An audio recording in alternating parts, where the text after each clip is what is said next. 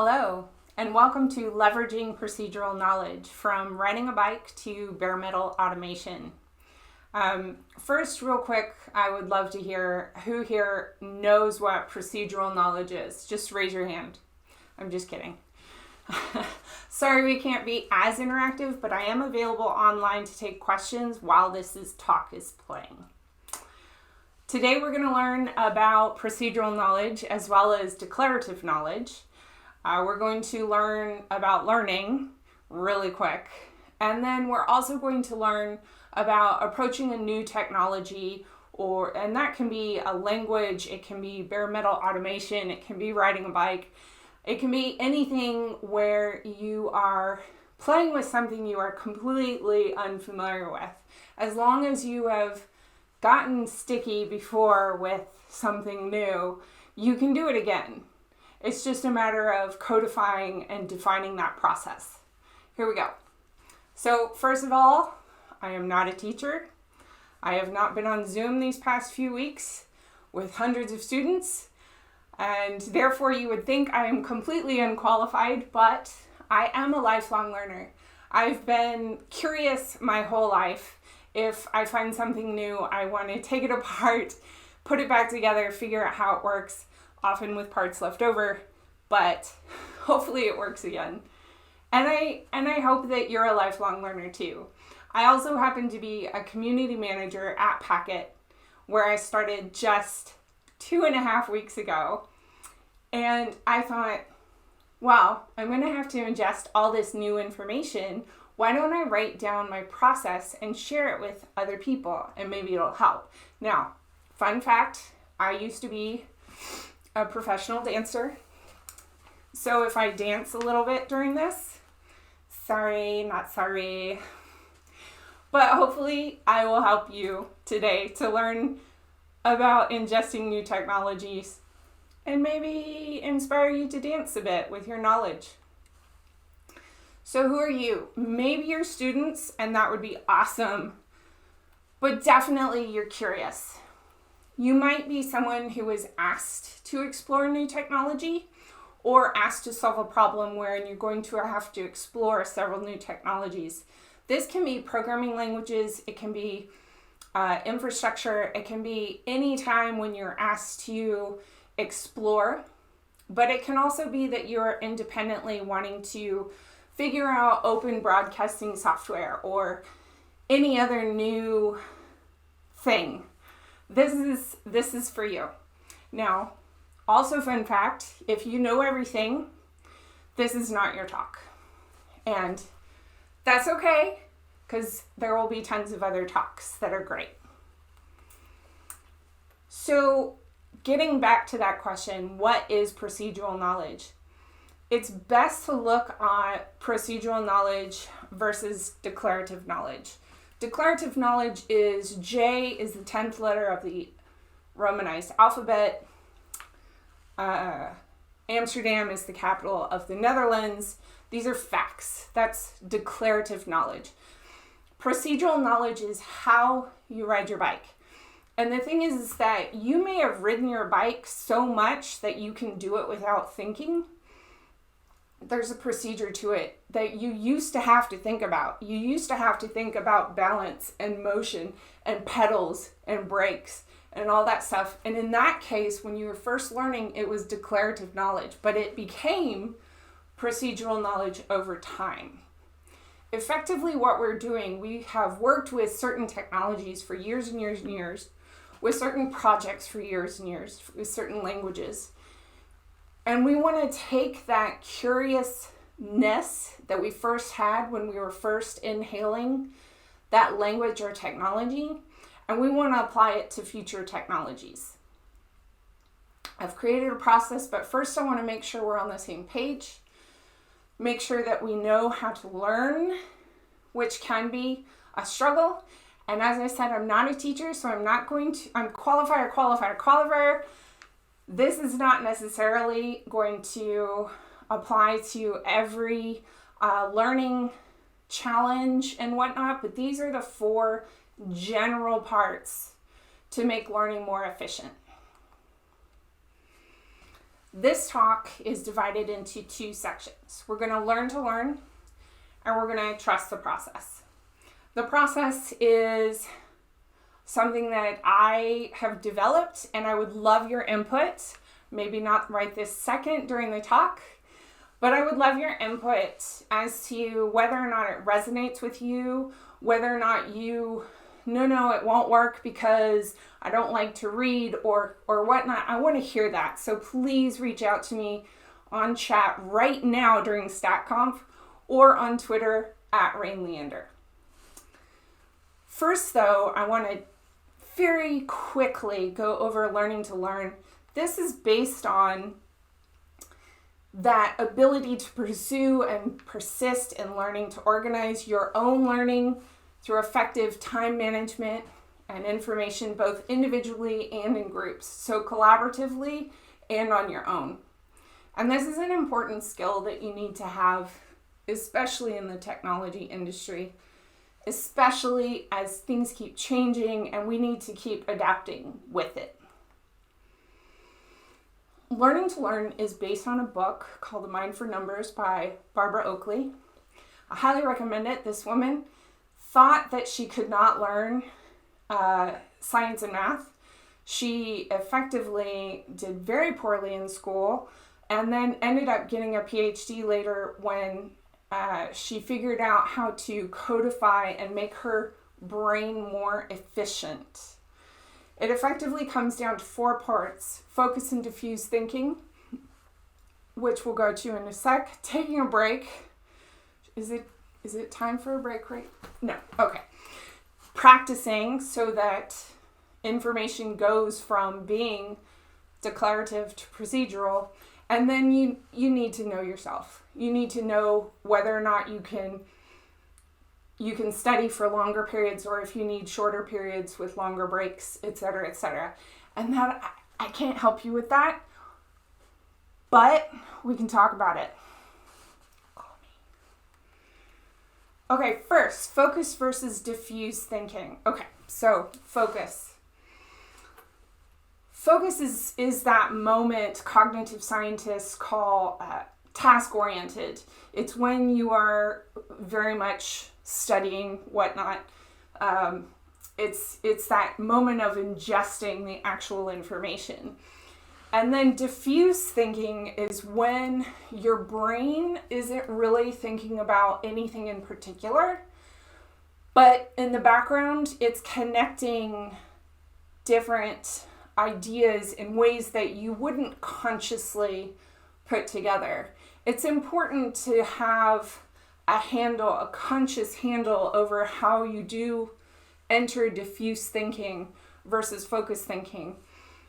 Because that's how information actually sinks in. You can be in focus thinking and read the same paragraph over and over and over again, and it doesn't stick. Raise your hand if you can. Yeah, you know what I'm saying. But until you go to diffuse thinking, that information doesn't sink down. It doesn't then make parallels to other things that you've already known. It doesn't stick. Thomas Edison once, he would sit with ball bearings in his hand and he would kind of daydream, kind of relax. And he would kind of let his mind wander. And as he fell asleep, he would drop the ball bearings and that would wake him up. And then he would immediately jump back into focused thinking so that he could take those different connections and whatnot that he had made in diffuse thinking and put them into production. So that said, we've got focus versus diffuse thinking. Now take a break. Okay. No, but seriously, wait. Go ahead and, Pomodoro thinking where it's kind of a tomato timer. You set it for 25 minutes. When the timer goes off, then you take a break. So for 25 minutes, this is the simplest mode of take a break. So for 25 minutes, you would be in focus thinking. And then for 5 or 10 minutes, you would take a break. Take a walk. meditate, something where you are relaxed and thinking in a different way, no longer focused on that subject, but letting your brain wander. And this is so vital because of the focus versus diffuse thinking. If you are just banging your head against the wall until something makes sense, sometimes it works. I mean, zombies do it, so yay. But for the rest of us mere mortals, we have to think about focus versus diffuse and therefore take a break. You may find as an individual that you can focus for 50 minutes and take a 10-minute break, or that you can only focus for 10 minutes and take a 2-minute break. That's up to you. You have to experiment with this. Pomodoro is highly recommended. So does Barbara Oakley. But you find what works for you. And then it comes down to practice. So think of practice like ingesting small sections at a time to make up a large picture. The very first time you do an installation of an entire cloud infrastructure, for example, you may only get to where you're really comfortable with installing the operating system. And I realize I don't know everyone's experience, but when you're installing an entire cloud infrastructure, you start with the operating system. If you're installing everything, actually, technically, you would be starting with the hardware. So I guess you would be ordering the hardware, but that's clicky. I'm talking about once you've got the hardware. You do the OS installation, and that might not be procedural yet. You might actually have to do the default and then actually read the manual and make sure it's set up correctly for when your cloud goes on top. After that, then once you've got the operating system, then you've learned that section, it becomes procedural knowledge, and you can layer more knowledge on top of that. But it takes time, repetition sometimes. Break it down into smaller tasks, and as you conquer those smaller tasks, they slowly become procedural until you've got entire sections of knowledge that you don't need to think about anymore. Any questions? Go ahead and ask me on chat, and I'm happy to answer you. And then finally, know thyself. Yes, I can say all this stuff, but maybe it doesn't resonate for you. Maybe you have to experiment on your own before it works. Maybe you find that you have to have music playing, or you have to be in a collaborative setting, not by yourself, or that you have to be outside. Different things work better for different people, and that all depends on you. It's all individual. I would love to hear how it works for you, or if it doesn't work for you. I'm happy to talk about it. Reach out to me in chat. Okay, so that's learning to learn. Now we're going to talk about the actual process of ingesting new information. This can be used for technology. Yes, this is a technology talk. And I'm going to talk about two particular infrastructure projects that I've worked on in the past, and then one that I'm learning right now. That is OpenStack and Packet. Now, OpenStack is a cloud technology. It's an open infrastructure technology system. I highly recommend it if you are, it's a really big project. And it's a great way to learn about cloud and CI, and there's a lot of, it's an umbrella project. It's huge. Highly recommend it. Had a lot of fun. Still having fun with it. And now I'm at Packet, and at Packet Host, you can effectively take pieces of bare metal. You can rent actual bare metal systems and put whatever operating system you want on top of it, and therefore put your app or use it in any kind of use cases that you could think of that you would need bare metal for. Let's talk about the process of ingesting new information within an infrastructure versus bare metal automation. Kelsey Hightower, He was a guest 2 years ago on the Community Pulse podcast. The particular episode was about imposter syndrome. And if you have ever heard Kelsey Hightower or know who he is, you know that he is a Kubernetes guru. He's a developer advocate. He's pretty awesome. And it was great to hear, in his own words, his opinions about imposter syndrome, as well as the hosts of the show. At one point, he specifically said, if you've been doing this for a while, no matter what the technology is, you download it, you install it, you use the default config, maybe it works, maybe it doesn't, fix and repeat. That's the industry. And that's all it is. But I've narrowed it down to 3 specific parts within ingesting that new technology that you might follow through if you want more of a deeper dive, more of a sampling. Sometimes you just need to see if it works or not. That's when you would do what Kelsey says. Download, install, default config, bam. Does it work or not? Move on. But if you're needing to get to know a little bit more about that technology, you might think about communication, documentation, and the actual installation. This could also be building the project. Do the thing could be whatever the actual thing, that's the technical term for it. Whatever the actual thing is, you got to actually do something with it. Whether it is build a little app or migrate an app or build an installation, rip it down, test it. The actual playing with the thing, that is the most important step for me. That's when the knowledge sinks in.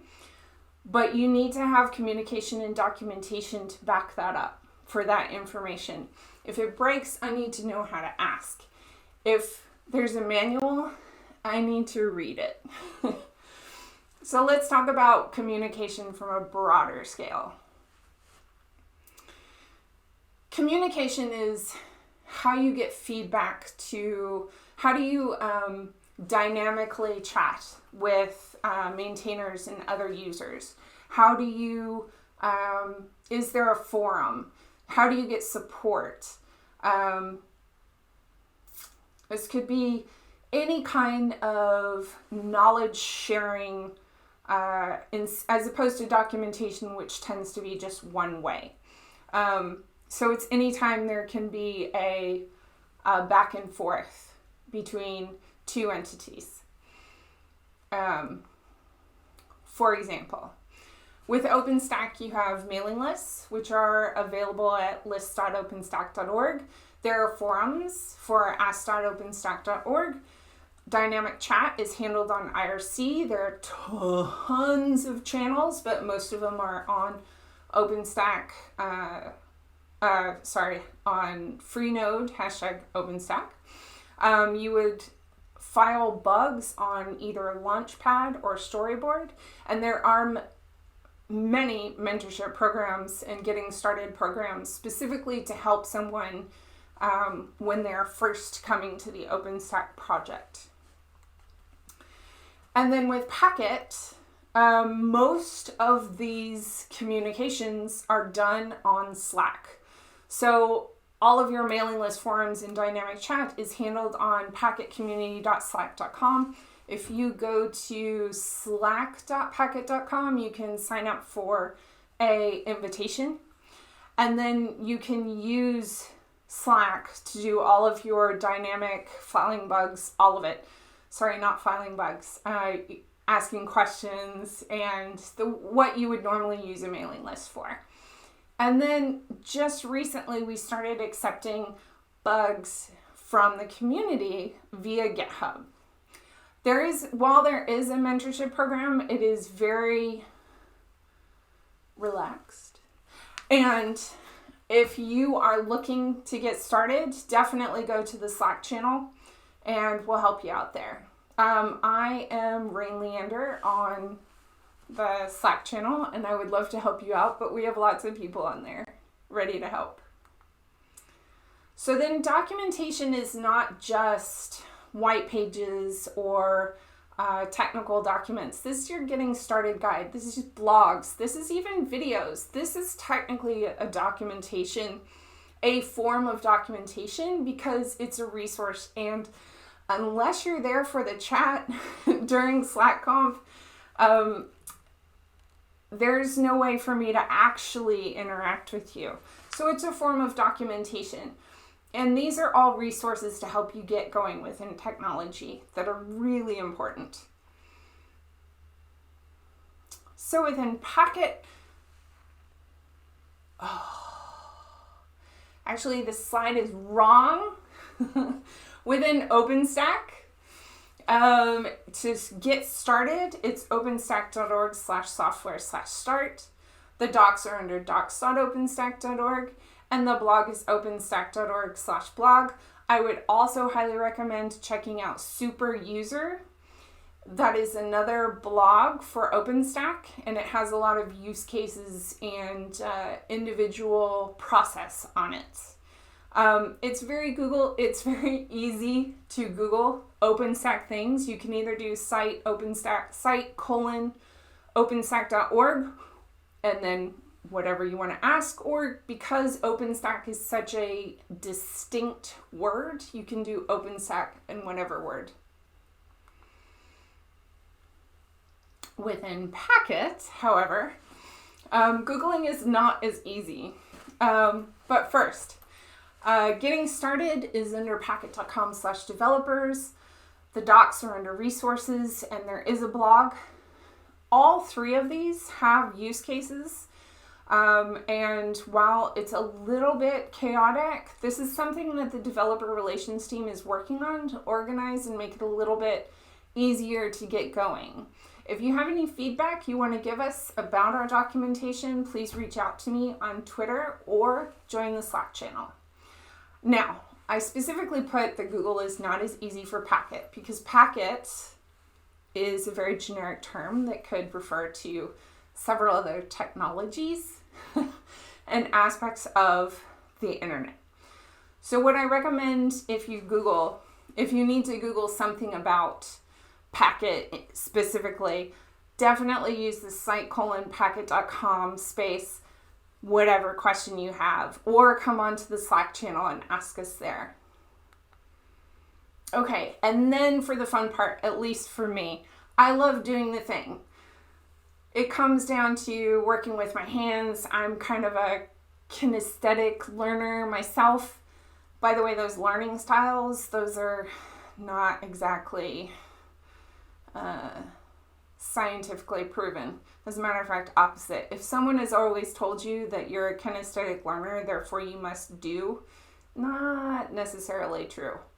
Don't worry if you don't fit into a learning style, is my point. But for me, I love to do the thing. I love to do the installation and see the code scroll by, and an actual successful ping is the best and whatnot. Let's talk about OpenStack and Packet. So on OpenStack, the installation is docs.openstack.org/install guide. You can use either SUSE for now, RHEL or CentOS, or Ubuntu for your operating system. You can actually, or you used to be able to select out your operating system. It would give you install guides based on your operating system, which is pretty cool. And then with Packet, there are install guides all throughout the website. Like I said, we're working on this one, so it's a little bit clearer. But you can find use case installations everywhere. The cool thing about Packet is you can use literally any operating system. Just the other day, someone came onto our forum and they were like, but can I install on Zen? And we were like, yep, that's when you use iPixie. Bam! It's pretty cool, if I do say so myself. So effectively, leveraging procedural knowledge. This talk is in two parts. It's about learning to learn, which is focus versus diffuse thinking. Taking a break. I'm just kidding. It still works. Practicing, knowing yourself, and then trusting the process, which is communication, documentation, and doing the thing. Thank you, and if you have any questions, please join me on Slack or reach out to me at Rain Leander on pretty much all of the socials. And check out our GitHub repo, which is github.com/packethost. Thank you very much, and have a good day.